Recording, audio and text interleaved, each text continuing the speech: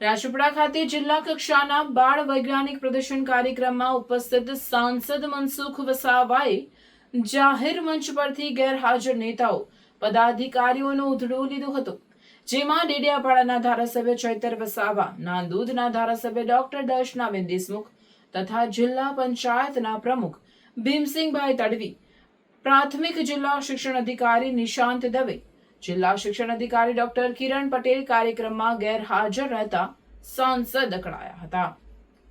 આ પ્રસંગે સાંસદે શિક્ષણ બાબતે ટિપ્પણીઓ કરી હતી। કાર્યક્રમમાં જિલ્લા પંચાયતના પ્રમુખ હાજર નથી રહ્યા, જેથી સાંસદે ટકોર કરી કહ્યું કે એવું તો શું મોટું કામ છે કે નથી આવ્યા, તો ધારાસભ્ય નાંદોદ અને ડેડિયાપાડાના ધારાસભ્ય પણ હાજર નથી રહ્યા, તે બાબતે પણ સાંસદ અકળાયા હતા। ડેડિયાપાડા આપના ધારાસભ્ય ચૈતર વસાવા અને નાંદોદના ધારાસભ્ય ડોક્ટર દર્શનાબેન દેશમુખની ગેરહાજરીની જાહેરમાં નોંધ લઈ જાહેર મંચ પરથી જાટકણી કરી હતી અને કહ્યું હતું કે ચૈતર વસાવા આખા ગુજરાતમાં ફરે છે તો પોતાનું ઘર સાચવો ને ગુજરાતમાં શું ફર્યા કરે છે, જ્યારે પ્રાથમિક જિલ્લા શિક્ષણ અધિકારી અને માધ્યમિક જિલ્લા શિક્ષણ અધિકારી પણ હાજર નથી રહ્યા, તો એવું નહીં ચાલે, આવવું પડે આવા કાર્યક્રમમાં, એવી સાંસદે ટકોર કરી હતી। મેં મારો એક કાર્યક્રમના સમયમાં ફેરફાર કર્યો અને અહીંયા હાજરી આપી છે, કારણ કે બાળકોને પ્રોત્સાહિત કરવાના હતા। ગામડાની શાળાઓએ તાલુકામાં નંબર લાવીને અહીંયા ભાગ લીધો છે। જિલ્લા કક્ષાના કાર્યક્રમમાં તો ધારાસભ્ય, જિલ્લા શિક્ષણ અધિકારી હાજર નથી, આવું નહીં ચાલે। મારે જે કહેવાનું હોય તે હું કહી જ દઉં છું, ભલે અમારી સરકાર છે। નર્મદા જિલ્લો એસ્પિરેશનલ ડિસ્ટ્રિક્ટ તરીકે જાહેર થયો છે, જે બાબતે સાંસદે કહ્યું, મને અંગ્રેજી શબ્દ નથી ખબર એટલે હું અતિ પછાત જિલ્લો કહું છું, હું આકરું બોલું છું એટલે અધિકારીઓ હાજર નથી રહેતા કાર્યક્રમમાં। ગુજરાતમાં 2 અતિ પછાત જિલ્લા છે, દાહોદ અને નર્મદા। છેલ્લા 4-5 વર્ષથી અમારા જેવા લોકો બોલે છે, જેને લીધે રિઝલ્ટમાં પણ સુધારો થયો છે। નર્મદા જિલ્લો નંબર 1 પર હોવો જોઈએ। નર્મદા જિલ્લાને પહેલા મિની વિદ્યાનગર કહેવામાં આવતું હતું, પણ આજે શિક્ષણના ક્ષેત્રે કોઈક કારણસર નર્મદા જિલ્લાનું પરિણામ ઓછું આવતું થયું છે। નર્મદા જિલ્લાના વિદ્યાર્થીઓ બહાર ભણવા જાય છે, જેનું કારણ અમારા જેવા નેતાઓને જ કારણે છે। બાળક 10મા ધોરણમાં આવે ત્યારે વાલીઓ કાળજી રાખે છે, ત્યારે તો પાણી વહી ગયું હોય છે। અમારી સલાહ અને માર્ગદર્શનના કારણે કેટલાય લોકો સારી પોસ્ટ પર પહોંચ્યા છે। મેડિકલ કોલેજ અહીંયા ચાલે છે, જેમાં NIITની પરીક્ષા કેટલી અઘરી છે એ ખબર છે। શિક્ષણ બાબતે મારે જે કહેવાનું હોય તે હું કહું જ છું। પ્રાથમિક શાળાને મજબૂત કરવાની સરપંચોની જવાબદારી છે। આજે નર્મદા જિલ્લાના બાળ વૈજ્ઞાનિકોનો પ્રદર્શનનો કાર્યક્રમ હતો અને બહુ મહત્વનો કાર્યક્રમ, જ્યારે દેશના પ્રધાનમંત્રી નરેન્દ્રભાઈ મોદી સાહેબ દેશને 2047 સુધીમાં વિકસિત ભારત બનાવવા માંગે છે અને એક ક્ષેત્રની અંદર દેશનો વિકાસ કરવા માટે આગળ વધી રહ્યા છે, ત્યારે શિક્ષણનું ક્ષેત્ર એક અતિ મહત્વનું છે। તો આજે બાળ વૈજ્ઞાનિકોના જે કાર્યક્રમની અંદર જિલ્લા પંચાયતના પ્રમુખ ગેરહાજર રહ્યા, ધારાસભ્ય બંને ડેડિયાપાડા ચૈતર વસાવા ગેરહાજર રહ્યા, દર્શનાબેન પણ ગેરહાજર રહ્યા અને જિલ્લાના પ્રાથમિક શિક્ષણ અધિકારી અને માધ્યમિક શિક્ષણ અધિકારી પણ ગેરહાજર હતા। એટલે મેં જાહેરમાં ટકોર કરી કે ભાઈ આ બાળ વૈજ્ઞાનિકોને આજે પ્રોત્સાહન આપવા માટે બધાએ અહીંયા આવવું જોઈએ, તો કોઈક ને કોઈક કારણસર બધા ગેરહાજર રહે એ બરોબર ના કહેવાય। એમના કાં તો એમના પ્રતિનિધિઓ આવવા જોઈએ। કેટલાક લોકોને જે અમને સૂચનો મળ્યા કે આજે દાખલા કે દર્શનાબેન આવતીકાલે આવવાના, પણ ચૈતર વસાવાનો કોઈ ખુલાસો નથી। જે ચૈતર વસાવા પંચમહાલમાં, સંતરામપુરમાં સભા કરતા હોય, દક્ષિણ ગુજરાતની અંદર સોનગઢમાં મોટી સભા કરતા હોય, રાઠવા વિસ્તારમાં, છોટાઉદેપુરમાં, આવી રીતના અલગ અલગ જિલ્લામાં જ્યારે ઘરનો જિલ્લો હાચવે ભાઈ ચૈતરભાઈ વસાવા, અને આ નર્મદા જિલ્લાના બાળ વૈજ્ઞાનિકોનો કાર્યક્રમ હતો અને આવનારા દિવસોમાં આ જ વિદ્યાર્થીઓમાંથી કોઈ આઈએસ અધિકારી બનવાનો, IPS અધિકારી બનવાનો છે, કોઈ ડોક્ટર બનવાનો, કોઈ એન્જિનિયર બનવાનો, કોઈ સારો ટીચર બનવાનો છે। તો આવા વિદ્યાર્થીઓને આજે પ્રોત્સાહિત કરવા માટે બધા જ લોકો ઉપસ્થિત રહેવું જોઈતું હતું। BLO બાબતે સાંસદે કહ્યું કે દરેક માટે ભલામણ કરીશું તો કામ કોણ કરશે? હા, અમને પણ ખબર છે કે તકલીફ પડી રહી છે।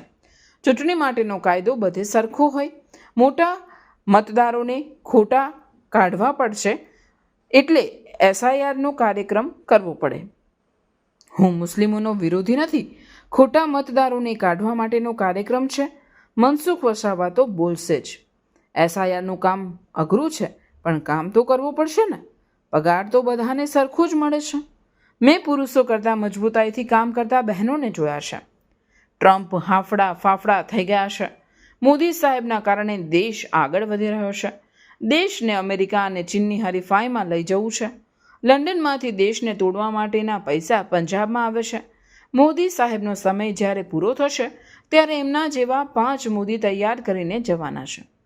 તેમણે એમ પણ કહ્યું કે આપણે નમાલા બનીને નથી રહેવાનું.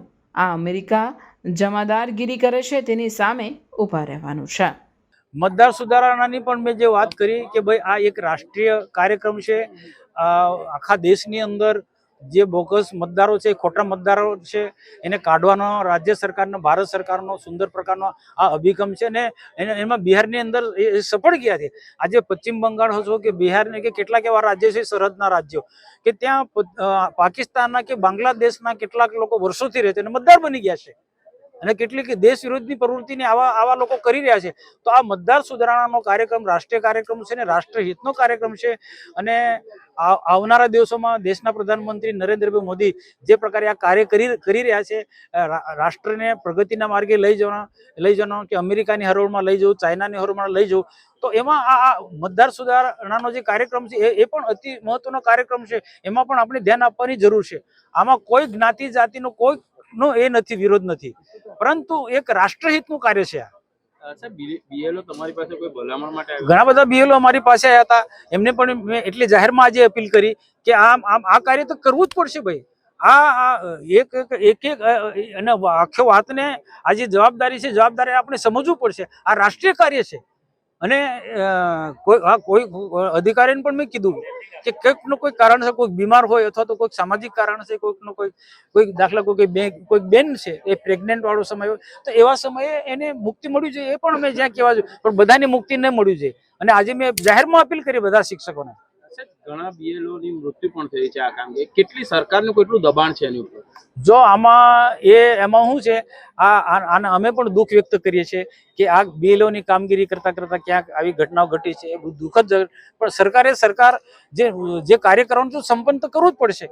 તો એમાં માનસિક રીતે, મનોબળ રીતે મારે રાષ્ટ્રીય કામ કરવું છે એ ધ્યેયથી કરશે તો ઘણા બધા પ્રશ્નો સોલ્વ થઈ જશે. રાજ્ય સરકારે છૂટછાટ પણ આપી છે એવું પણ જાણવા મળ્યું છે. જ્યાં જરૂર જણાય ત્યાં બધાને છૂટછાટ, જ્યાં જરૂર જણાય મેં કીધું છે, ત્યાં જરૂર જણાય ત્યાં એને રાજ્ય સરકારે છૂટછાટ આપી છે. અને તે ખ્યાલ આવી જાય કે જરૂરી જેને છે કે આને છૂટછાટ આપી શકાય, પણ જેને ખરેખર ઈરાદાપૂર્વક કામ કરવું નથી એવા લોકોને સરકાર છૂટછાટ નહીં આપે.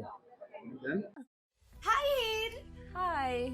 અરે કેમ, શું થયું? તારા મોઢા પર કેમ 12 વાગ્યા છે? અરે જવા દે ને, કેટલી મહેનત કરીને મમ્મી માટે ડિનર સેટ લાવી અને મમ્મી કહે કે નકરું પ્લાસ્ટિક લઈને આવી છે, હવે એક્સચેન્જ કરાવીને સ્ટીલનું ડિનર સેટ લાવવા કહે છે. હા તો એમાં શું થયું? સ્ટીલનું લઈ આવો. અરે જવા દે ને, ક્યાંથી સ્ટીલનું લાવું? આજકાલ સ્ટીલના વાસણો ક્યાં સારા મળે છે? કાં તો એ કટાઈ જાય, ફાટી જાય, કે છેલ્લે કઈ નહીં તો વળી જાય.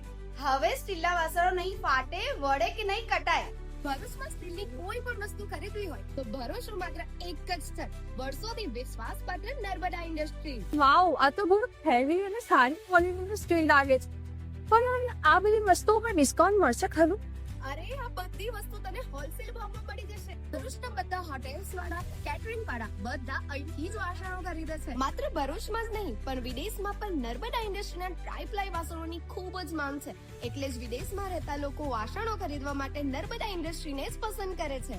તો અમે તમારી શોપિંગ કરી લીધી છે. તમે ક્યારે આવી રહ્યા છો? Narmada industry, phase 1, JITC, near Narmada Nagar, Bharuch. For more information, call on the given number.